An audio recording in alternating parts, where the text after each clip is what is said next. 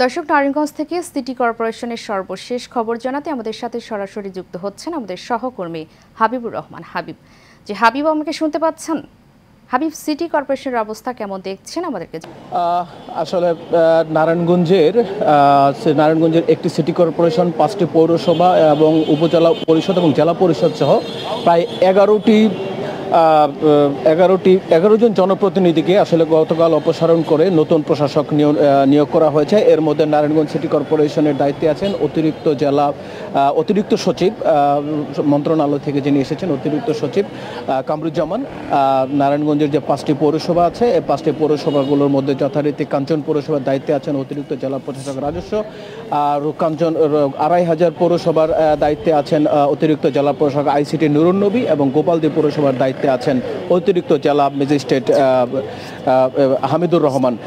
পাশাপাশি সোনারগাঁও পৌরসভা আছেন অতিরিক্ত জেলা প্রশাসক সাধারণ এবং যিনি আছেন, এবং তারাবো পৌরসভার দায়িত্বে আছেন স্থানীয় সরকার বিভাগের অতিরিক্ত উপপরিচালক মহোদয়। পাশাপাশি নারায়ণগঞ্জ জেলা পরিষদের যে পরিষদ আছেন, ওরা দায়িত্ব পালন করবেন নারায়ণগঞ্জ জেলা প্রশাসক মহোদয় নিজে, এবং 5টি উপজেলা পরিষদের মধ্যে উপজেলা চেয়ারম্যানের দায়িত্ব পালন করবেন ইউনো মহোদয়গণ।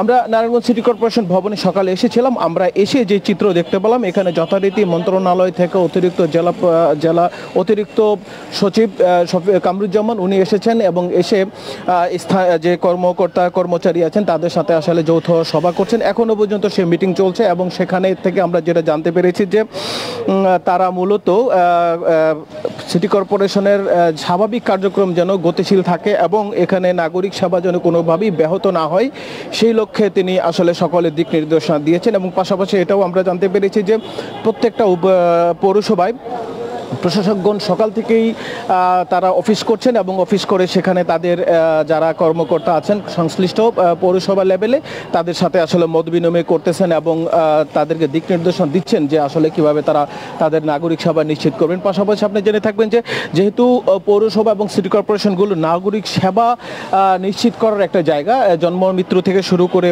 পয় নিষ্কাশন থেকে শুরু করে যেগুলো সাধারণত সিটি কর্পোরেশন এবং পৌরসভা লেভেলে সাধারণ মানুষের নাগরিক সেবা সংশ্লিষ্ট, এখানে আসলে তারা প্রশাসকগণ আসলে প্রথম পর্যায়ে এসেই প্রশাসকগণ এসে আসলে নিশ্চিত করতে চাচ্ছেন যেন সেবা কোনোভাবে বিঘ্নিত না হয়, এবং মানুষ যাতে কোনো সেবা বঞ্চিত হয় সিটি কর্পোরেশন এবং পৌরসভা থেকে বিমুখ না হয়।